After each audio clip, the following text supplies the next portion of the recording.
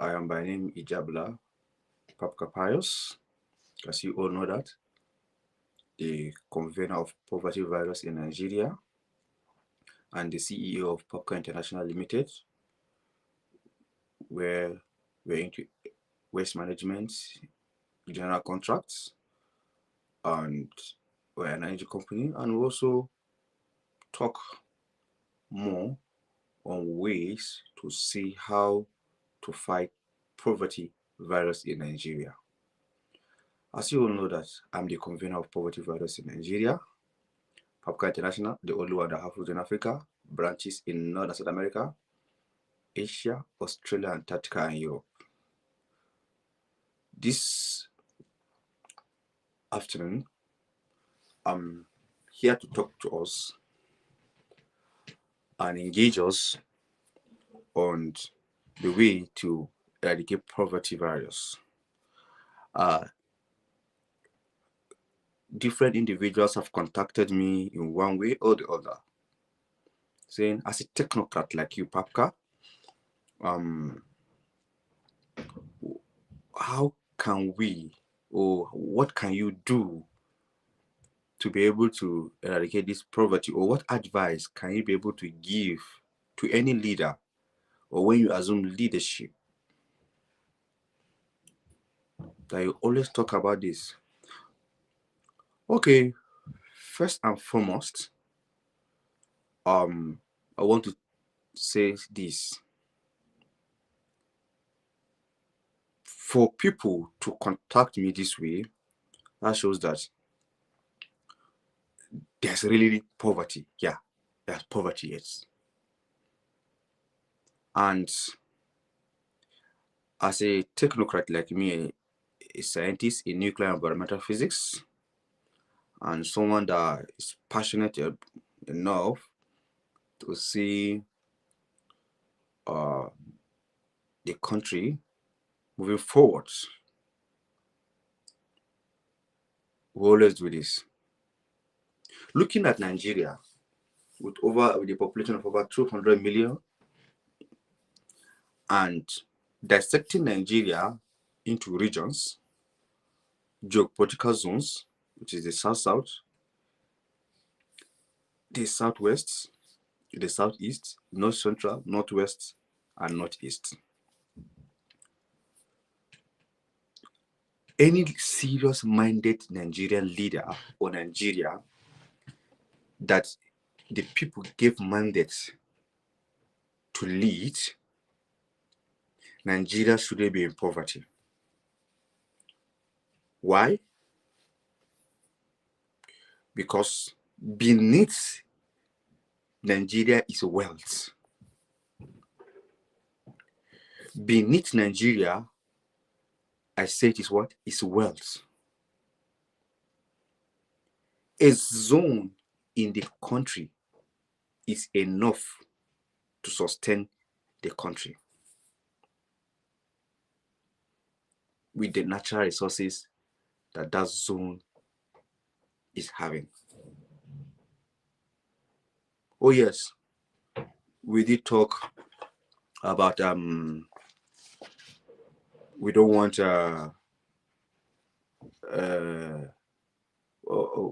we talk about electricity. We lack electricity in a country, and we also don't want carbon footprint. Okay, you know, one of the goals, sustainable goals of the SDG, number one is no poverty. Number two is zero hunger. Number three is good health and well-being. Number three is quality education. 5 is gender equality. 6 is clean water and sanitation. 7 is affordable and clean energy. 8, decent work and economic growth. 9 is industry, innovation, and infrastructure. 10 is reduce inequalities. 11 is sustainable cities and community, while 12 is responsible consumption and production. 13 is climate action. 14 is life below water. 15 is life on land. 16 is peace, justice, strong institution, and 17 is partnerships for the goals. Quite all right. I'm reading. I'm reading the goals from this book by Professor Mark Maslin. How to save our planet. You can see how to save our planet. So the 17 sustainable goals. So it is from this 17 sustainable goal. I'm going to just pick some goals to tell you, because number one, if you look at it, number one is no poverty. And you have been following me for some time. I'm always talk about poverty virus. I declare poverty as a pandemic in Africa, not only Nigeria. It's a pandemic. So even the sustainable goals, the United Nations sustainable goal, they knows that. So I cannot be quoted wrong, and no one can challenge me and say that I'm saying the wrong thing for me to declare poverty as a pandemic, because it is the number one goal for them as a United Nation to eradicate it. Because once you eradicate poverty, definitely there will not be hunger. That's the truth. Because people will engage in something that will give them a means to a livelihood. People will have something, and if they have something in whatever they are doing, is it they're engaged in farming? If people have, if the means of livelihood is farming and they have adequate farming, or everything is moving well, then definitely there'll be surplus to eat. Hunger is do away with. The good health. You talk about good health. When people eat healthy, they live long. That's it. So there must have to be a healthy food variety. Quality education. Okay, look at the quality education. Okay, when there's no poverty, when there's a sustainable amount of money, or people live in at least in a balanced way, they can be able to take their children to school. Yes. So you see, talk about clean water. Oh yes, clean water is also life. So a lot and a lot of more. But you see, for us as a country to be able to eradicate poverty, we must be able to go to sustainable goal number 9, which is industry, innovation, and infrastructure. Industry, innovation, and infrastructure. The government should stop borrowing money. Once you stop borrowing money, you can borrow technology. When government borrow technology, I want to tell you that poverty is going to be do away with, because the industry, we're going to have a lot of industry that's going to manufacture. And you talk about innovation. The innovation we're talking about, without education, quality education, how can people even think? How can people have understanding of what to do? As I was saying, I started from the beginning. I said dividing Nigeria into zones. Beneath it is wealth. So we say we don't have energy. Let's be ready to ourselves. In the North Central, it's coal. Coal is lying down. Okay? People that are into climate action, they will tell me that, okay, coal, if you're going to do coal, you can buy it to increase the global warming. Okay, I understand. But you know that at the moment, we still need that energy. Okay, if you say that you're going to be that coal is going to affect the climate change, what about hydro? Does Nigeria have water bodies? Look at Kogi State, where different waters come. What about the dams? How are we draining our rivers to create dams for hydroelectricity? Even water hydroelectricity, so that we can be able to take good care of that hydroelectricity. It can be able to sustain the country, even during raining or dry season. So you look at it, people that want to talk about environment, that are going to think they want to attack me, or talk about something. Why are you talking about coal here and there? Again, talk about, did Nigeria have Water, we have water. Okay, look at it now. What about gas? We have gas. Nigeria have enormous gas that is being wasted every day. Yes, I said every day. So if Nigeria can be able to harness that gas, are we supposed to have a inadequate power supply? So if you look at it, once there is power supply, affordable, that's what I'm talking about. Affordable. Now you see, I'm connecting affordable and clean energy. Once the gas or the hydroelectricity is being tapped, we can be able to the hydro what that we have that been tapped to generate electricity. Industry will thrive because there'll be industries. They are going to thrive very well. Then it is going to create employment for people, and it's going to mitigate the insecurity we're having. Let's be realistic to ourselves. Let's be realistic to ourselves.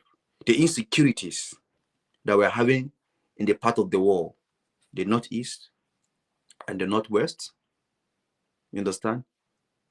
The young people engage in such art because there is nothing to do. Some miscreants that they are blessed with wealth will come and deceive them, give them to cause havoc.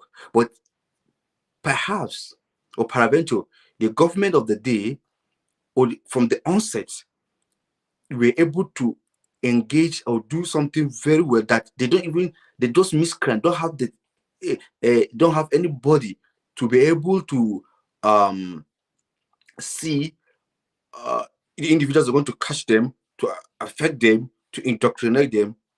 Then why will they have got to have that insecurity? So you look at it.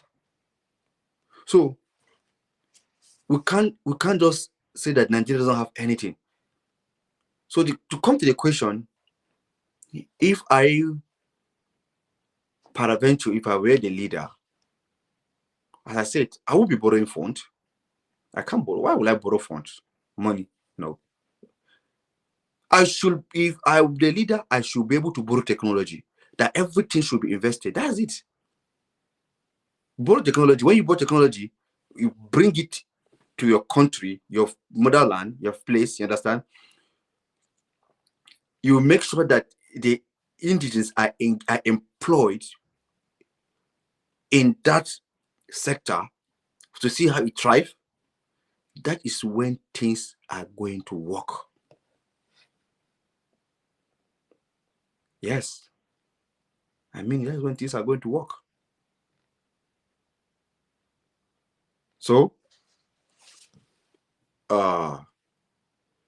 viewers, as you all know that this is the basic thing. This is the basic things.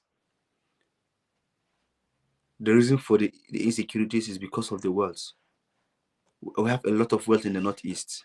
We have a lot of wealth in the northwest. Yes, that's the truth. Once the government can be able to look into that aspect, I want to tell you that poverty is going to be eradicated.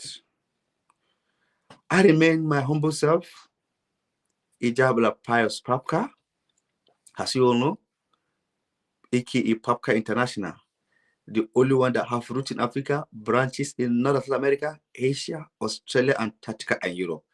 The convener of poverty virus in Nigeria. Don't always forget to follow my YouTube channel, Papka International TV. My own personal handles